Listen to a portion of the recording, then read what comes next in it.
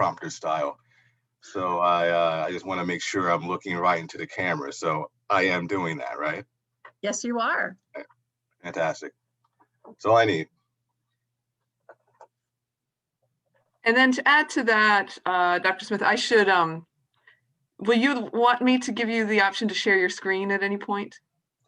I don't think so. I don't have a PowerPoint or anything like that prepared. Okay. All right. I have this. Okay.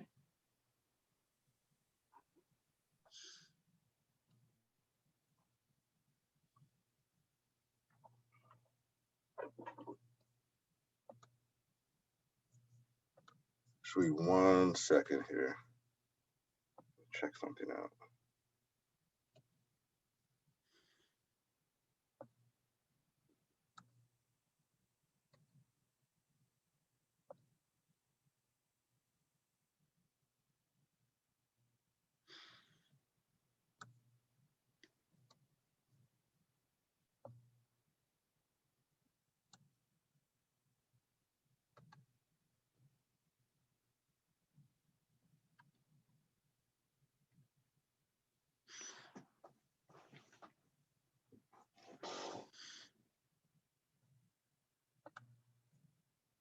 So are you ready, or do you want to wait?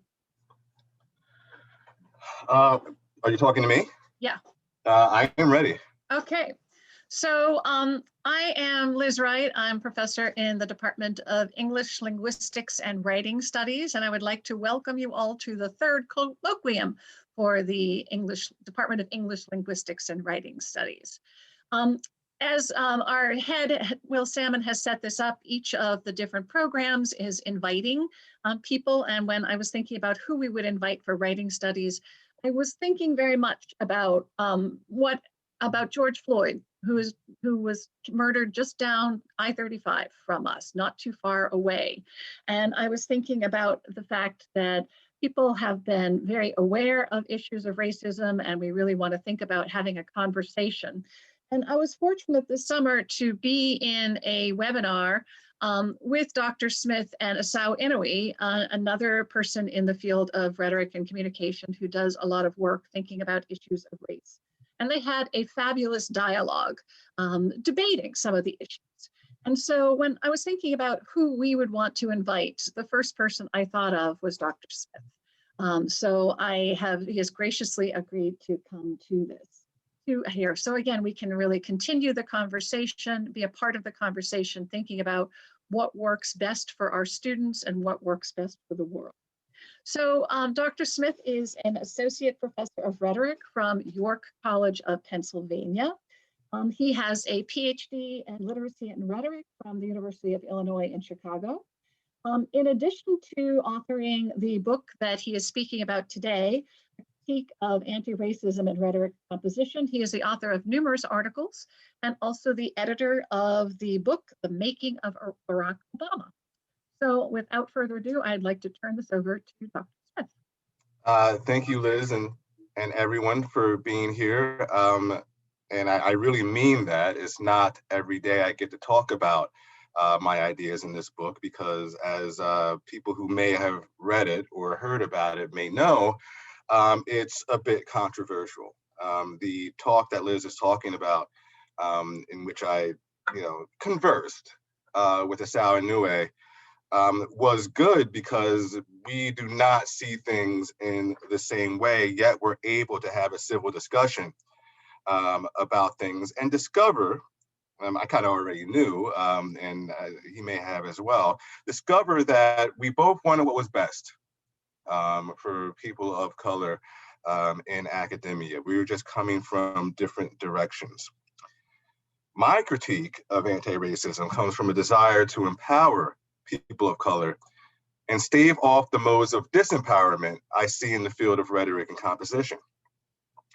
I do not suggest that all scholars, activists, and pedagogues interested in anti-racism abide by what I see as a detrimental ideology of anti-racism, but enough do.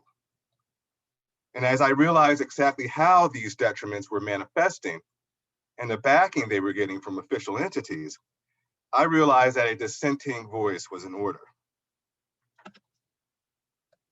I should also say that I am not here to make enemies, but I am not necessarily here to make friends either.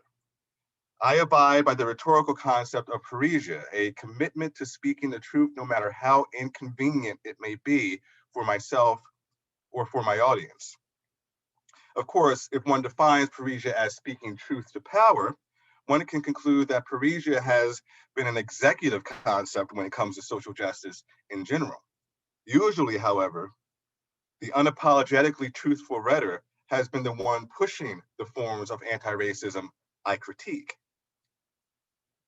Parrhesia, from the opposite direction, from a source deemed hegemonic, is not seen as parrhesia, but as oppression. What's more, parrhesia coming from the opposite direction of hegemony and from a person of color threatens the narrative of anti-racism in which people of color are cast as perpetual victims, fighting off the ubiquitous and systemic specter of racism and white supremacy.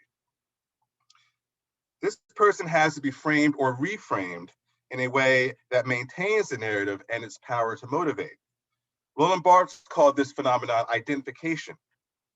When the other is a scandal, which threatens the essence of the narrative, the other has to be transformed, or as I like to say, erased and replaced.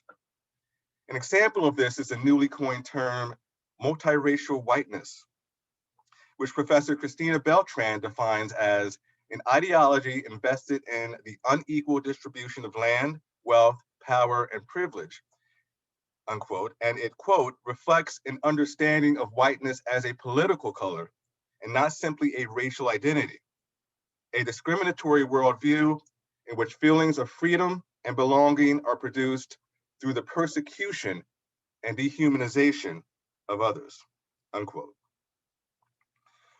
Nicole Hannah-Jones furthers this concept by saying in a tweet after the 2020 presidential election, that there is a difference between Black people and politically Black people, a term she has yet to adequately define, but a term that can be inferred as a person who sees racial identity as an essential aspect of one's being. After such reframing, the Black hegemonic force that has caused so much dissonance in its threat to the narrative finally makes sense. He is just another version of the colonizer.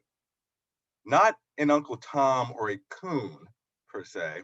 Those terms imply a level of sycophancy not found in the multiracial white person, but something worse, something more dangerous and more in need of stifling. All the while, I, for example, simply want an anti-racism that does not necessitate self-victimization and at times self-infantilization, or what some people called learned helplessness in people of color. I want an empowering anti-racism that provides or maintains racial dignity while encouraging active and deliberate engagement with the social and material realities of American society. Thus, I want to promote anti-racism framed in a theory of empowerment. Before I get into what this is, theory of empowerment, and what it can look like, I want to get more specific about what I see as the problems of most contemporary anti-racism in rhetoric and composition. I believe anti-racism suffers from a primacy of identity that consists of 4 parts: a narcissistic embrace of lived experience as a primary ethos and epistemology, a tendency to essentialize people based on race, a demonization of critical inquiry, let alone all-out disagreement, and for a neglect of fundamental aspects of rhetoric like context, audience, and kairos in general. The primacy of identity is coupled with what is called prefigurative politics, a politics in which people try to perform the world they are simultaneously trying to bring about. Unfortunately, the real world strategies necessary to actually accomplish that world are often neglected by those willing to settle for the comfort of make-believe. The prefigurative bubble can be a conference, an institution, a department, or a club in which modes of behavior indicate a societal structure that is not realistic not reflective of social and material realities, and not able to bring about real change because activities are done less because they will affect change and more because they feel good. If you've read my book, A Critique of Anti-Racism in Rhetoric and Composition, you may have noticed that I talk very little about critical race theory, henceforth known as CRT, which is a theory derived from critical theory in general that has a handful of tenets.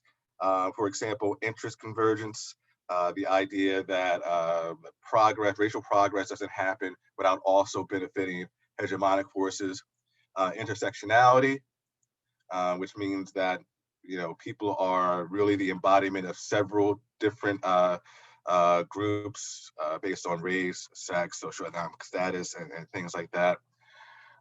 And well, racial realism, the idea that systemic racism is here to stay, but we still need to fight, for the sake of personal and group dignity. All this seemed to inform many anti-racist pedagogies and trainings. I do this because I think I skip CRT in the book because I think a primacy of identity is an antecedent to the embrace of applied critical race theory. Now, I want to be clear that critical race theory has made a positive contribution to the issue of race, especially when it comes to intersectionality and institutional roadblocks to success. However, it turns into something else when seen through the lens of a primacy of identity. The primacy of identity comes from an insufficient fulfillment of the intrapersonal and interactive components of empowerment, which I'll talk about later, which may be the residual effects of the following.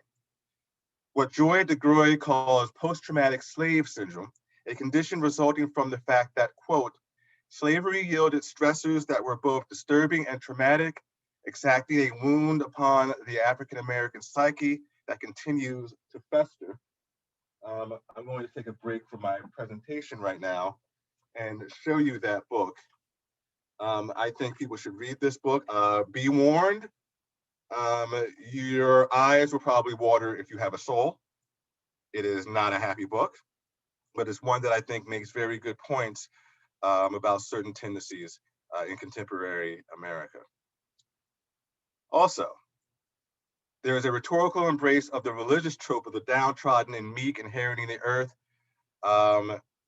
which was an early tactic of Black survival that still resonates today. And lastly, there is a kind of anxiety Shelby Steele has called integration shock. The initial anxiety of finding oneself within a new discourse community, a new interpretive community, in which a perceived lack of self-efficacy in such a context is disguised as righteous defiance of innocuous norms and expectations. For those drowning in the miasma of post-traumatic slave disorder, integration shock, victimhood, critical race theory was a timely buoy that floated along and could, in turn, keep them afloat.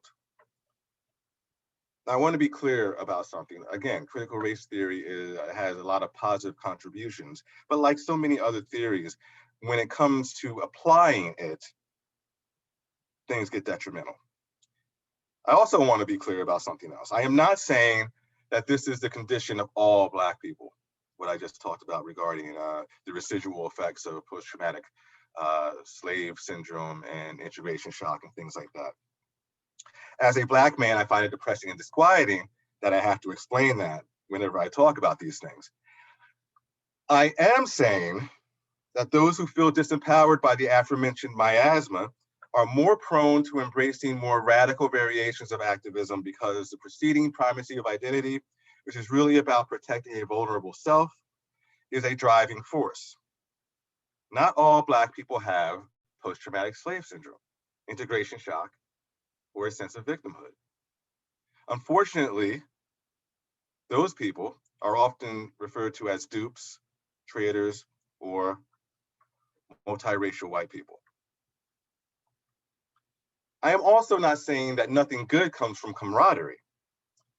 There is a fulfilling and secure nature to belonging and a righteous sense of duty in abiding by what Max Weber would call the ethics of ultimate ends, which provide meaning and a sense of purpose and is the driving force of the prefigurative politics I was talking about earlier. However, many people are only looking for the sense of belonging and purpose with little to no real concern for strategies to best ensure actual progress and societal improvement, or what Max Weber may call the ethics of responsibility, which is a pragmatic look at the world, realizing what needs to be done and the steps, the tactics necessary to accomplish it. Prefiguration crafts a make-believe world in which heroes and villains are cast to the complete neglect of the real world in which people are nuanced, multidimensional, and often on board with the vocalized goals of, quote, woke social justice, which is the eradication of racism and inequality. In a critique of anti-racism, I present empowerment theory as a framework for anti-racist work. Whether it is activism or pedagogy, empowerment theory is derived from psychology and social work, prominently championed by Mark Zimmerman and Judith A.B. Lee, respectively. It also has a less direct presence in the anti-racism and social justice policies of people like Chloe Velarde and organizations like Greater Good Science Center. Also, empowerment theory has apparent overlap with emotional intelligence put forth by Daniel Goleman, George Kohlreiser, Vanessa Druskat, and Richard Boyatzis. The work of Ronald Heifetz, Martin Linsky, and Donald Lurie in leadership skills and studies also has relevance. And apparently, especially according to Zimmerman, one needs all three components of empowerment to truly be empowered. So let's talk about each of them. The interpersonal component addresses how we speak to ourselves, what scholars like Alexandra Piri and Jean Nienkamp may call internal rhetoric. It has to do with self-awareness and self-management and is meant to help people acquire self-efficacy and positive self-regard. Ultimately, it provides oneself with what psychologist George Kohlreiser calls a secure base, which helps one develop a sense of protection and encourages a person to, quote, focus away from pain, danger, fear, or loss toward a focus on reward, opportunity, or benefit. I firmly believe that without a strong interpersonal component, one cannot properly take part in the other two components because the person would be too heavily focused on self-protection and staving off the pain, danger, fear, and loss I just mentioned. One could claim to want dialogue and change, but really one is trying to acquire or maintain a secure base. Excuse me.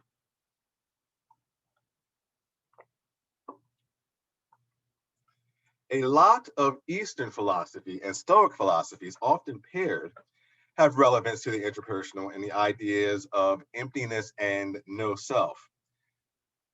The self is a construct, apparently, a preferred narrative of the self derived from a particular deterministic screen in which we select and deflect memories, preferences, etc., to arrive at who or what we think is the self. Stoicism, especially in its contemporary manifestations of rational emotive behavior therapy and cognitive behavior therapy, says that our tendency to harbor musts in our lives is the result of believing we are reified and essential selves. Apparently, this is not the case. On an ontological level, we are constant change in interaction with our environment. Thich Nhat Hanh and Asao Nue would call this interbeing. In Buddhist circles, this is called dependent origination. It is the fact that no person is an island, right? We also see this in new materialism and post-humanist thought. So to be mindful of this, to even participate and exercise metacognition, is to enhance the interpersonal component of empowerment. Now, the world around us is the domain of the interactional component of empowerment. In this component, social awareness and relationship management are key components. Thus, empathy, rhetorical listening, what philosopher Richard Paul called fair-minded critical thinking, and an overall acknowledgement and respect for kairos are key. One could say that theories of emergence, like Otto Scharmer's presencing, or even theories of new materialism and posthumanism come into play. Ultimately, the interactional is about assessing and having a critical awareness of a habitus and the discourses therein. I do not mean critical as a deliberate and focused search for power dynamics, but what in emotional intelligence is called organizational awareness. Knowing a discourse and one's subject position within it is a key to interactionalism. If one maneuvers through a particular habitus in good faith, utilizing fair-minded critical thinking instead of sophistic critical thinking, which is critical thinking insofar as it protects one's ego and secure base, that may ensue as a result of weak interpersonal components of empowerment, or the weak interpersonal component of empowerment.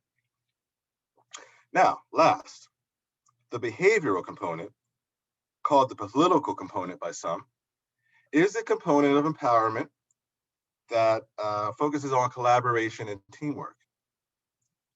This is a component that is most incompatible to prefiguration because it works with social and material realities of civic and professional contexts. Regarding social and emotional intelligence, we have competencies of teamwork, achievement orientation, conflict management, and adaptive leadership. The behavioral component is also informed by pragmatism and the need to gauge the reality of a situation and make rational moves toward particular goals. Speaking of pragmatists, specifically John Dewey, if we were to apply the pedagogical imperative to empowerment theory, it may look like problem-based learning, a pedagogy that is student-driven and focuses on engagement with real problems from real stakeholders. For one of my courses, titled Communication in Professional Cultures, I spend the first half of the semester going over rhetoric, professional writing genres, and the importance of empowerment theory and emotional intelligence in civic and professional spaces. Then, all of that is put into practice as students are prompted to regularly practice mindfulness and metacognition, the intrapersonal, understand context, including themselves, their stakeholders, and their stakeholders, which would be the interactional, and work together as a team to discover and convey a solution, the behavioral. Problem-based learning does several things. First, it demands what's called reality testing. A real problem cannot be solved if one refuses to acknowledge the real contexts in which it arises. Secondly, it enhances diversity and tolerance because all involved have to work together as well as possible to get to the task done. What's more, identity has to be transcended or at least de-emphasized in most cases to achieve an authentic and effective telos. The stakeholders want the problem solved. They don't need it to be solved blackly or whitely necessarily. Lastly, problem-based learning brings back rhetoric and context. Audience must be considered and a kairotic and pragmatic disposition is necessary. Would a language of wider communication be appropriate, or would African-American vernacular English or a code-meshed vernacular work? Because most audiences in civic and professional cultures expect language of wider communication, we would do well to have the acquisition of that dialect a strong focus in education. Thus, this does not mean that code-meshed language will never be the rhetorically prudent choice. Rhetoric and kairos must inform such choices. Ultimately, I present this as an alternative to anti-racism and rhetoric and composition specifically. Problem-based learning and empowerment theory are decidedly rhetorical endeavors. Along with the reasons just given, one must consider the confluence of rhetorical appeals when communicating in one's team and when addressing one's stakeholders. One must hone the aspects of emotional intelligence inherent in the components of empowerment. One must exercise adaptive leadership skills as opposed to just technical leadership skills. Perhaps most importantly, one must know oneself and acquire a sense of security that can enable genuine interaction, which is to say, one must establish an ethos of positive self-regard and efficacy. I will end with empowerment theory's relevance to diversity and implicit bias trainings that make the need for a strong intrapersonal component that much more salient. Texts abound about the fact that mandatory diversity trainings not only fail in their mission often, very often, but can also make things worse.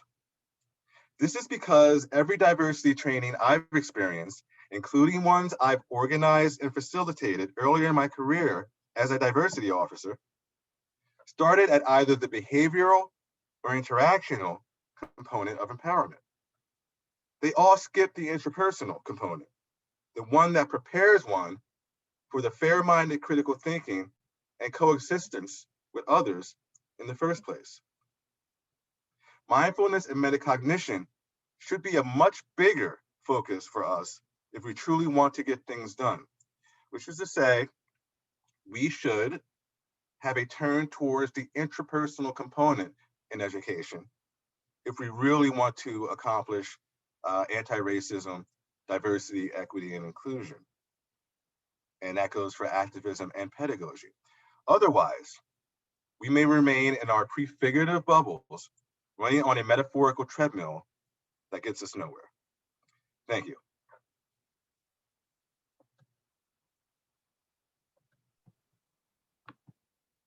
So I would like to say just two things is that we have recorded this so that if there is anything that you would like to hear again, you will be able to hear again. I'm not quite sure yet how we'll be able to make that accessible, but the recording will be accessible.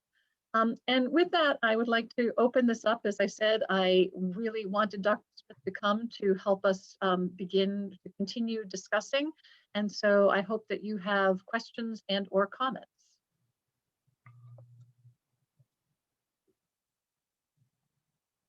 I suppose you can just unmute and talk. Or you could just unmute and talk.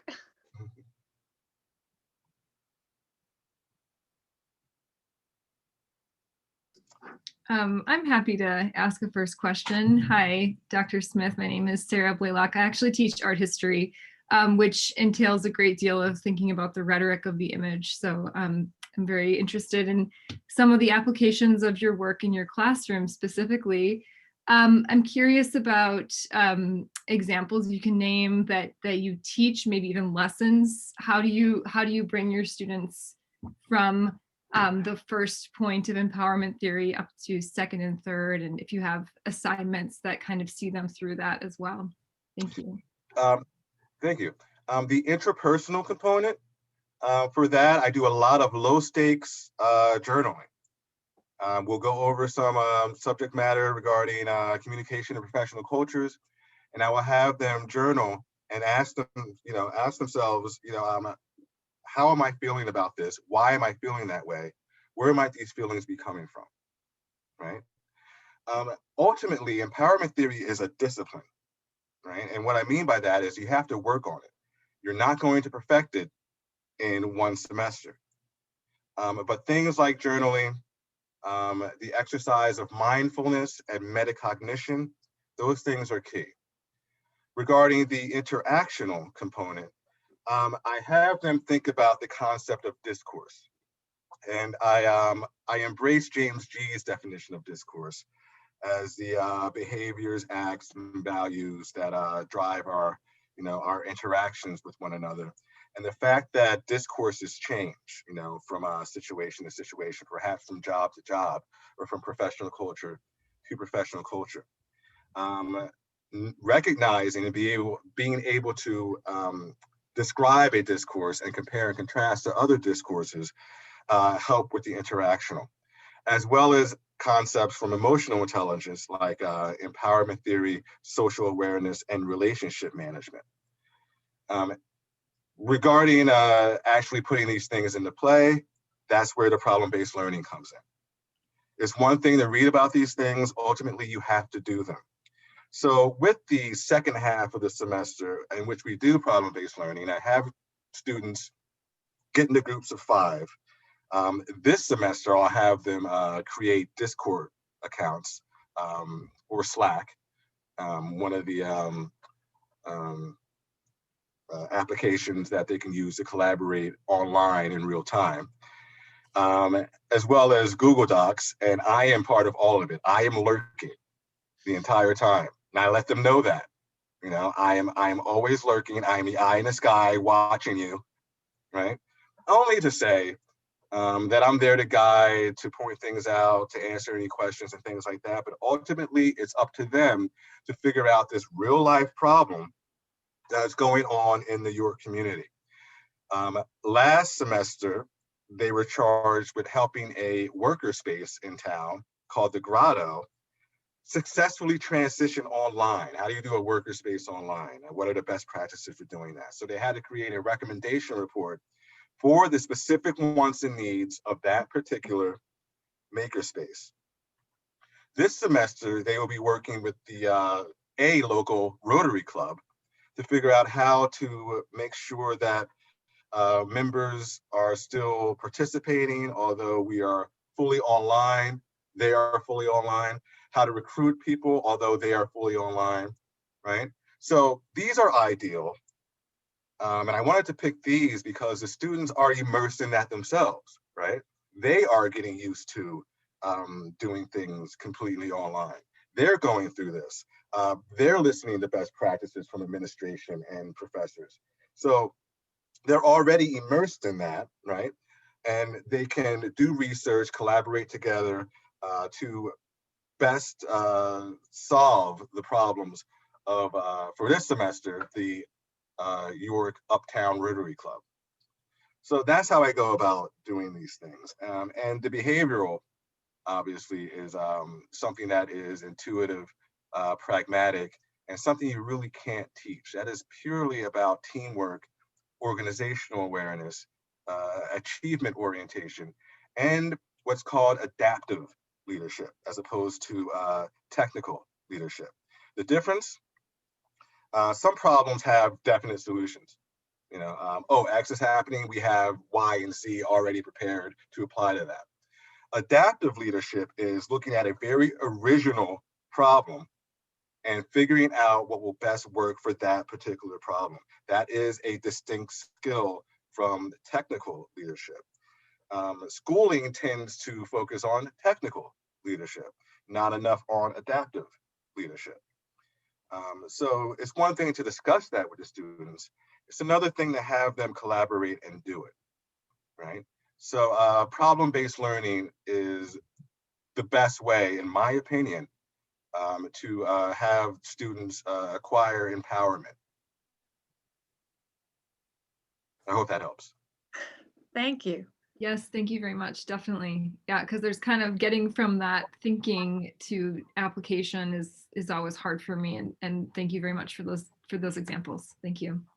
I want to say one more thing regarding the interpersonal. I was talking about metacognition and mindfulness. However, the concept of self-expansion in psychology and some social work is also important.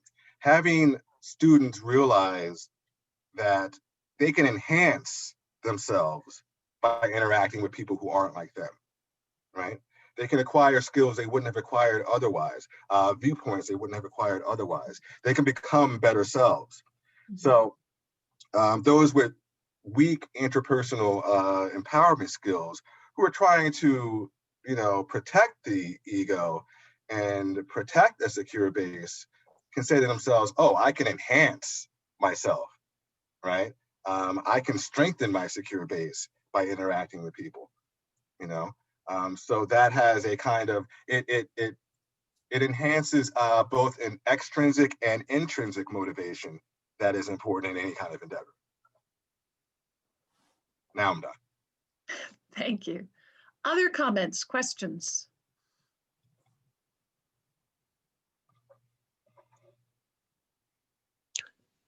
I have a Lindsay. question.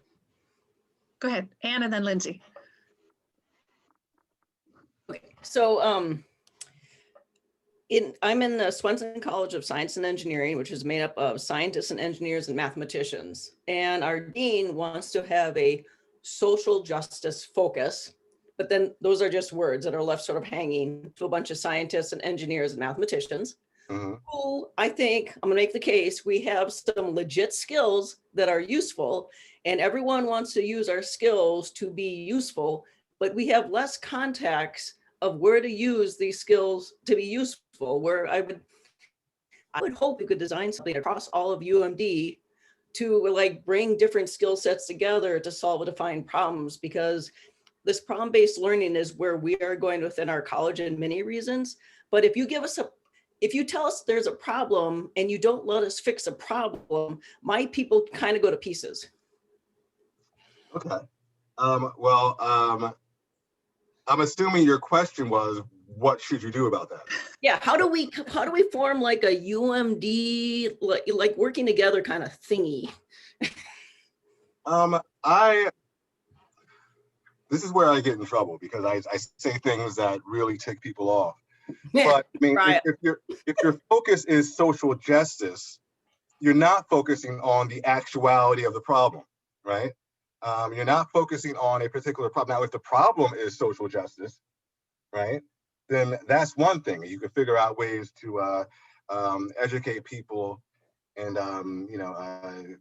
make them more aware of best practices for making sure that they ensure inclusion and equity and things like that.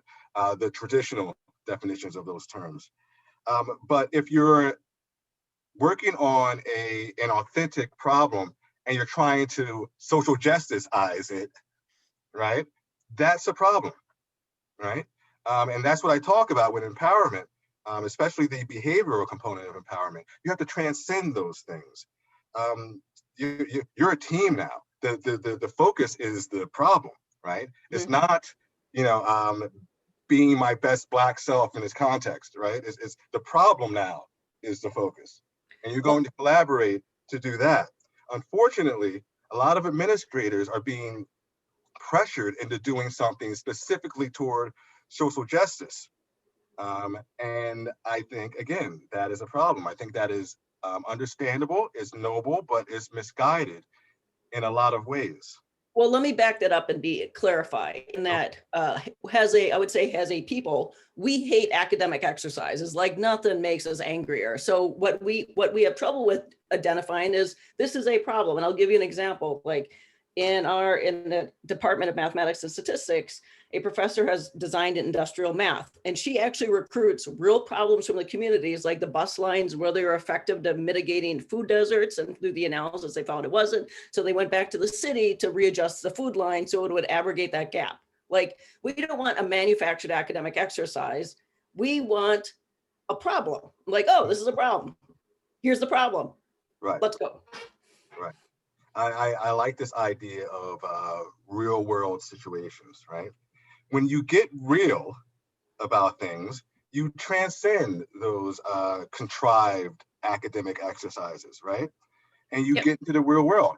What we are doing as educators, or so I thought, is preparing our students for the real world. Problem-based learning does that. Other forms of education, pedagogy do it as well. But we are preparing for the real world, a real world of diverse, nuanced, and multidimensional individuals working together to get things done. Anything else is, well, not anything else, but a lot of times we fall into this prefigurative bubble. We're doing things that are contrived, right, that aren't really reflective of real world needs. And I think that's an issue. All this being said, all I can say to you is that I feel for you, right? I don't know, I don't have a solution for you other than to, have administrators watch this recording. I don't know. So I know I'm supposed to be leading the conversation, but I have a question though. When solving those problems, how do we avoid falling into the same traps that have gotten us where we are, which is the silencing of people from underrepresented groups, the minimizing of the contributions of certain people, because we've faced problems for forever and we've worked to solve them. And yet many people have been marginalized in their attempts to contribute to the solutions. Well, when it comes to my courses, there are groups, and they're in groups of 5, and we talk about that. We talk about, especially with the interactional component of empowerment, we talk about teamwork and having the courage and wherewithal to speak up at the right time to make sure that all voices are contributing. I'm pretty clear about that in the course.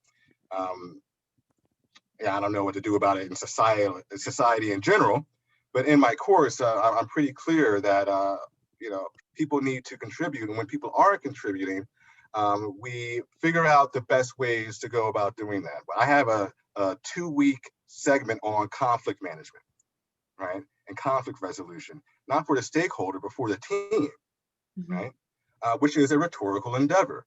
You're gauging the people around you, you're speaking and acting accordingly, right? And you're figuring out the best way to discuss these things. I have some best practices for doing that, right?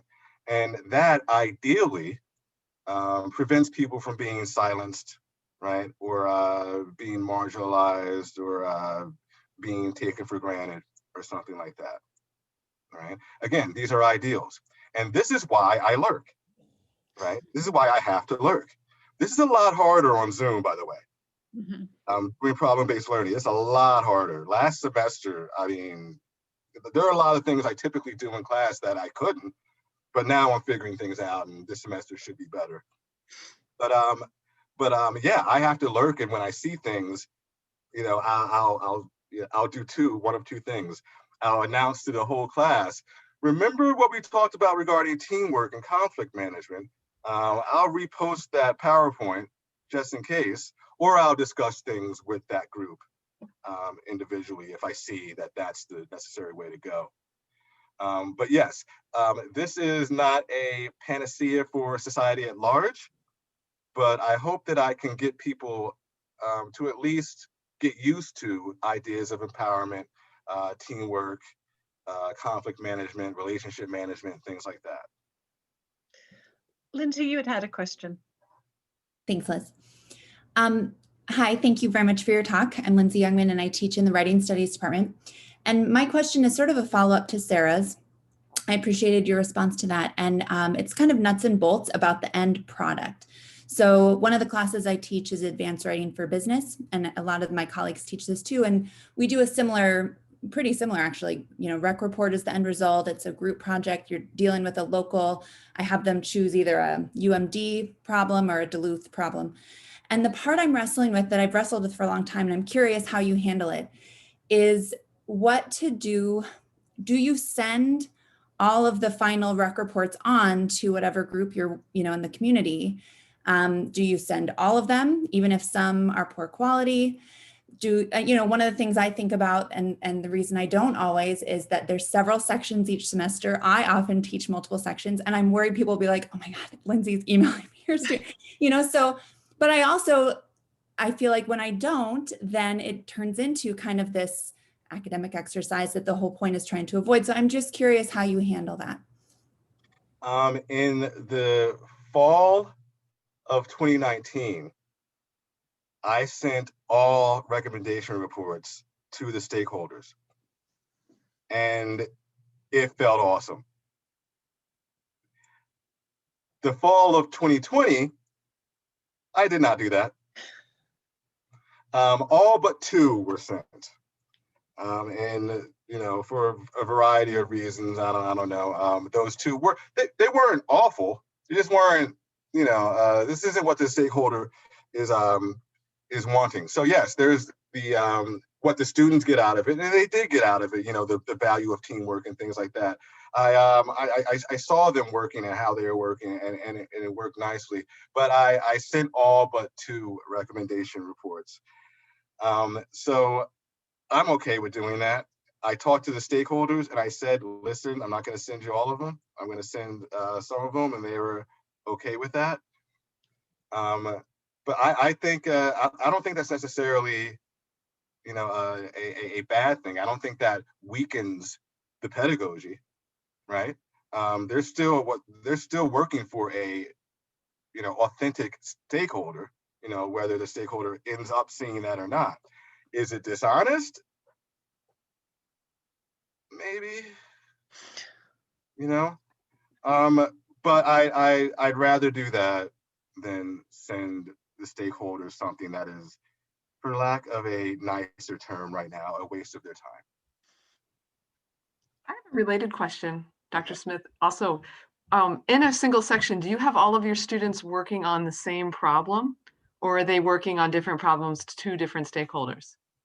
I've done both.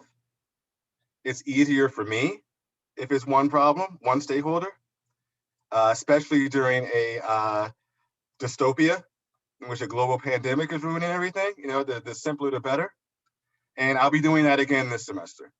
Everybody's working towards one problem. The last year, the grotto, the worker space, rewarded the best recommendation report with free membership for a semester, right? So there's that incentive as well. I don't know what the Rotary Club reward will be, if anything, but that kind of extrinsic motivation is kind of nice as well. I think we have time for another question, if there are any other questions or comments. I have one, if that's okay. Sure. So a colleague and I have been working for far too long trying to think about Duluth's community public interventions in anti-racism. In the 1970s, there were a series of articles about a lynching that happened here in the 1920s, and then a memorial erected 20 years later. And then another 20 years after that, a public relations campaign by the YWCA trying to raise consciousness of white privilege. So it feels like every 20 years there's a public intervention into these discourses. And I don't want to say we don't get further, but boy, there's a lot of the return where simply awareness work becomes the primary goal, right? Making people aware of privilege, making people aware of the dark histories that they don't see acknowledged in the history books. And I'm wondering if you have a beautiful, pithy insight, because I don't want to drag you too long down my corridor, about what, as public intellectuals, what we should be doing to engage the public in this kind of rhetorical set of discussions. When I think of things like that, I understand why so many people doing anti-racism mistrust, you know, the concept of classical liberalism, right? In which a pull yourself up by your bootstraps mentality is often embraced. I see that as a misreading of classical liberalism, and for reasons that I think will constitute an entirely different presentation. But I get why people would be upset about that, and why people would want to make more radical, changes, right? Or more radical activism towards real change. When it comes to what you're talking about, though, I think it's less about classical liberalism and more about our failure to live up to classical liberalism. What I mean by that is this concept of merit, right? And I'm using, your example. I'm applying it to academia. That's what I know. I don't know much about Duluth or anything like that. Merit is a problem because not everybody has the same resources, right? If your parents are rich enough to afford tutoring from the age of 13 on, you have a better chance of getting into a decent school than somebody whose parents did not. So that kind of inequality of opportunity is something that needs to be fixed. And I think a lot of this has to do with that, and inequality of opportunity. You can put up as many statues as you want every 20 years, if you're not providing that equality of opportunity, giving those students, those young people, the same affordances as everybody else gets, or the same affordances as the most privileged students get regarding education, right? Not regarding much else. I'm not a big fan of equality of outcome, right? I'm not. I'm a big fan of equality of opportunity. And if you truly provide that, we can see some changes. There is a big difference between students of color who have had those chances and students of color who have not. Not just regarding educational success, but political, affiliation, right? General outlooks on life.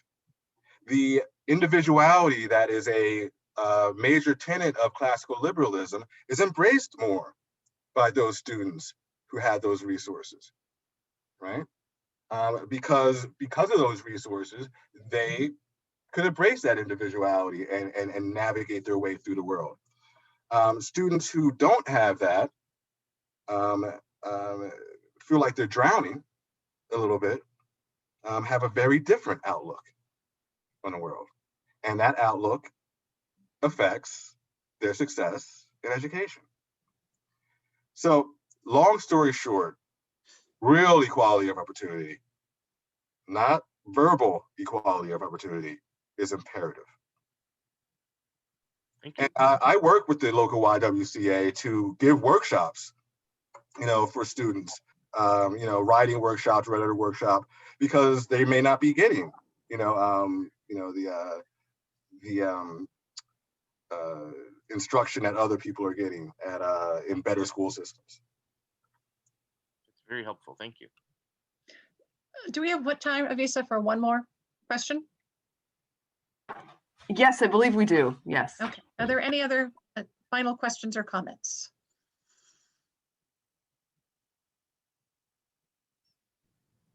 I guess I have a question.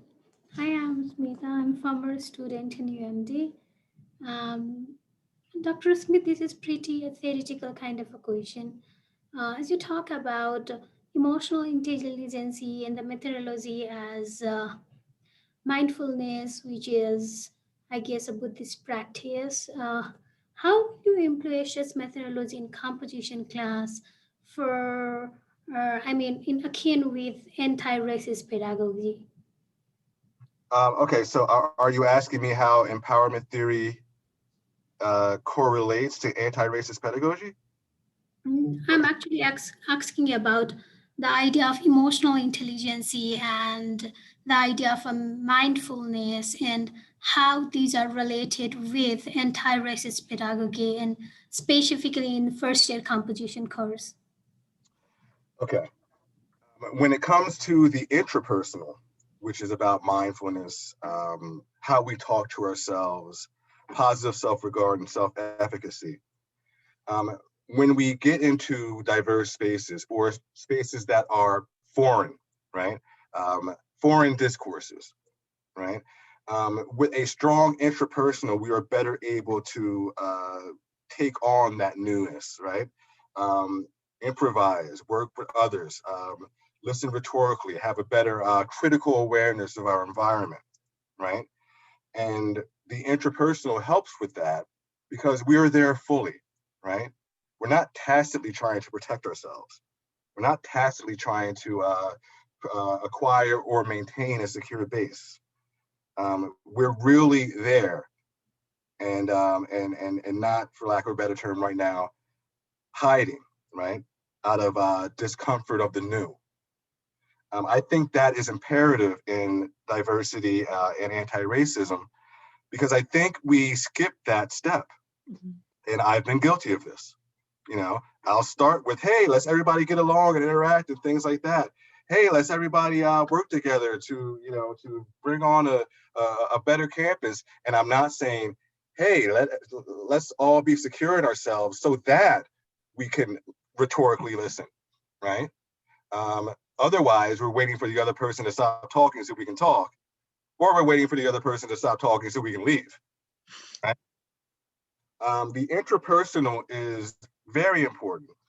And I talked about metacognition, I talked about mindfulness, But if you really look into empowerment theory and the interpersonal component of that, it's about self-awareness, right? And self-management, right? Self-care. How are we able to talk to ourselves? How are we talking to ourselves, right? What's our internal dialogue? Is it beneficial or detrimental? What is it inside of us that causes a certain emotion when certain things outside of us happen? These are not lessons that can be, effective overnight. They're disciplines. They're things you have to work at a lot, and we're not working at them at all, which I think is a huge problem that I'm going to try my best to fix through scholarship and pedagogy. I hope that answers your question, or kind of answers your question. It did actually. Thank you so much. Well, thank you so very much, Dr. Smith, for coming and to this. And so I think that we all want to give a round of virtual applause for this wonderful presentation. Again, this will be available, the recording for this will be available, and you should be in touch with me or with Will Salmon or Avisa Rockwell to find out exactly how that will. And again, I just want to say thank you once again, Dr. Thank you for having me. Again, I love talking about this stuff, and any opportunity I get, I will take. So thank you very much. And thank you all for coming.